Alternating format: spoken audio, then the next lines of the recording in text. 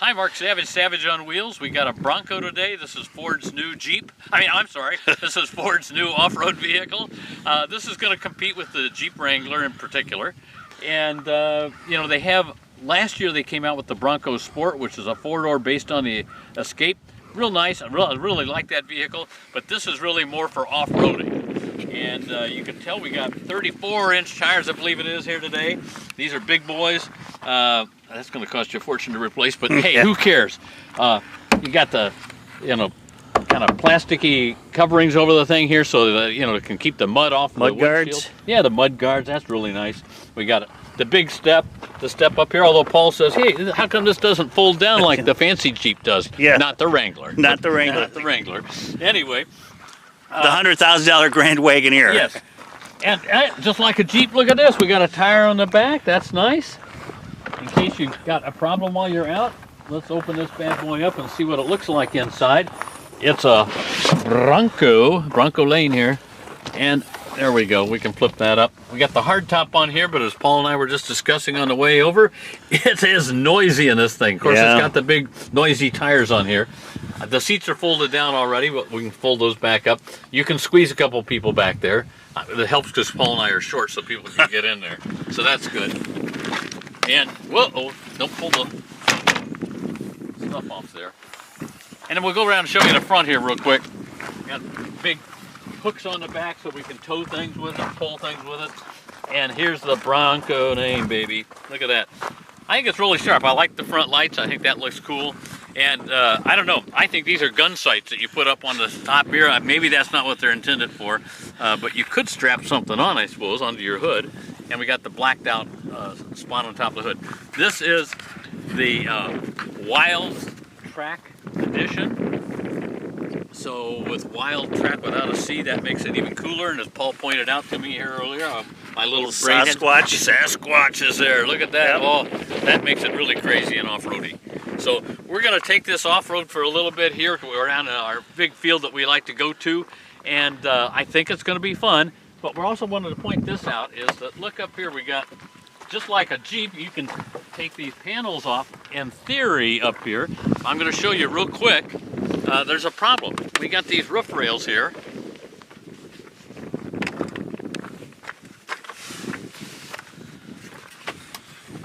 We can unhook everything. This is just like on a Jeep, really. And you can do this, but there seems to be something in the way. There seems to be something in the way here. I was like, I'm not sure which way it's supposed to go. I can kind of pull it this way, but it always keeps jamming up. So anyway, just want to point out, maybe skip the roof rails. All right, so we got the, what they call the GOAT dial here, which is go over any terrain. And it's normal, of course, is your normal setting. And we got a whole bunch of settings here. Look at this. Got Eco, of course. Sport, of course, I got a sport mode because you're going to go super fast. Wait a minute, no, you're not. Slippery, mud ruts, sand, great for the beach. Baja, oh, yeah. Look at that, yeah, that is awesome. So we got all sorts of choices here to go off-roading. We're going to go just, I think, what do you think we want to put it in here, Paul, for our off-roading? Been slippery? Yeah. Or mud ruts. Let's do mud ruts. Mud ruts. Okay, we're going to do that. We're on our mild off-road here. We got an area where we got some an old field that we can get through here, and it's you know, it's climbing over the ruts and I just saw a mouse or something run across. And hey, you know, this will rock and roll.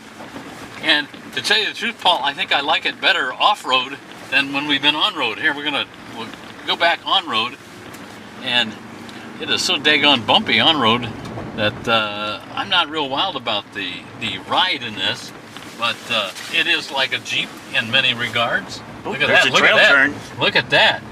That's because we got the trail assist on, which is a button we push up here. We'll show you. I think it maybe lights up on. It'll light up on my screen anyway. Trail turn assist is off. We'll turn it back on. But that was awesome.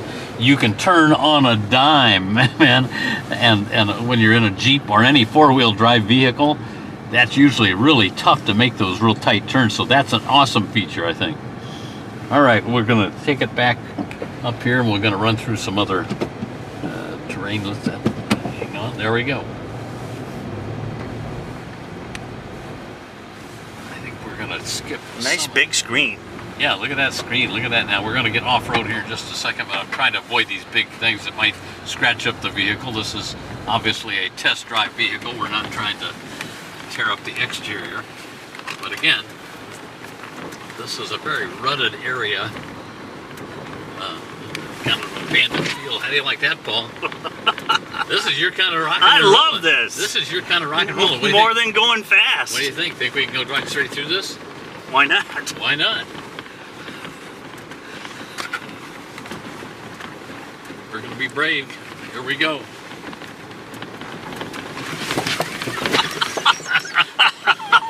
There we go, baby. Yeehaw! Yeah. It's a Bronco. It's a Bronco. Bucking Bronco, man. Here we go. Look at this. Look at this turn that we can do. That is just fabulous. That is just... I think is the most impressive thing that I've seen on this vehicle so far. You know what we should tell you too is that you got two engine choices in this.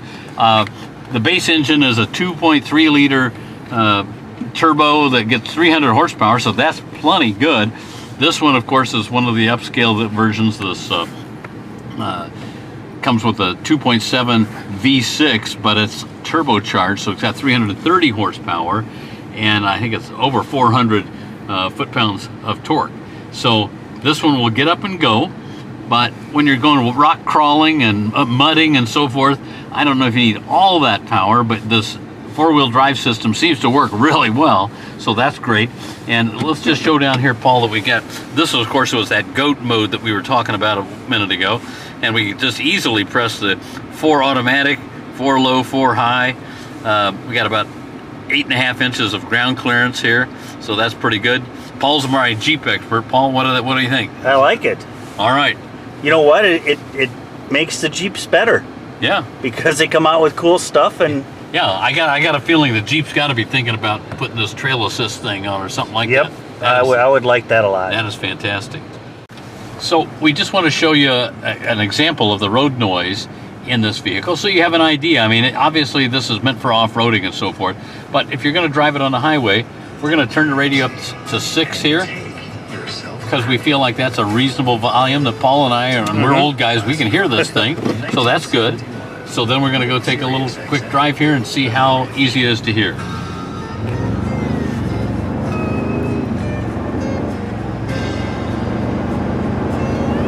All right, so now we're getting up to the 45 is the speed limit here, and I know I can hear Badfinger, but I'm not quite sure what they're singing there.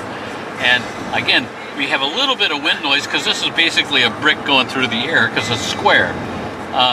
But it's got the big knobby off-road tires on here, and this is really a relatively smooth blacktop. Pretty loud.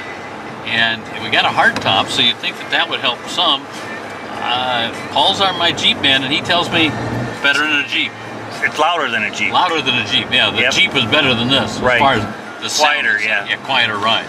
So on this version, the Wildtrak adds $3,500 to cost, and it has a little of everything on here. An upgraded Bang & Olufsen stereo, 10 speaker subwoofer, the 360-degree camera, the 911 assist, so if you get hurt and you got to call somebody real quick, LED approach lights, live traffic on the navigation, navigation system here in the truck, front parking sensors, LED mirror spotlights so you can get some lights out on the road here when you're getting in and out of the vehicle, and the smart cruise control, which is I think probably the most valuable thing of the whole bit, because this adaptive cruise control is nice to have on the highway. Okay, so this big bad boy Bronco comes in 6 different versions, and this Wildtrak version is the top of the line. This goes for about 49 grand. If you want a 4-door version, that goes for about 51 grand. This for starting prices. Obviously, you can always add some more goodies onto this. But if you want to get just the basic kind of Wrangler Jeepy kind of version of this that starts out at about 31 grand. And that's up a little bit from the 2021 price that came out last year. The 2022s have gone up a little bit because all the prices are going up right now. So it's certainly competitive with the Jeep as far as price, as far as going off-road and so forth. It's what, do you like this styling better than a Jeep or different than a Jeep? And in my mind, the road noise inside is pretty loud, and I would never get the roof rails because I want to be able to take those panels off easily. Maybe you can get them off. We haven't figured it out. It's also like 20 degrees here today, and not necessarily a good day to be screwing around with a lot of this stuff. But anyway, I like the looks of the Bronco, and I think it's a good off-road vehicle. I don't know that I'd get it for driving it around town and having the family.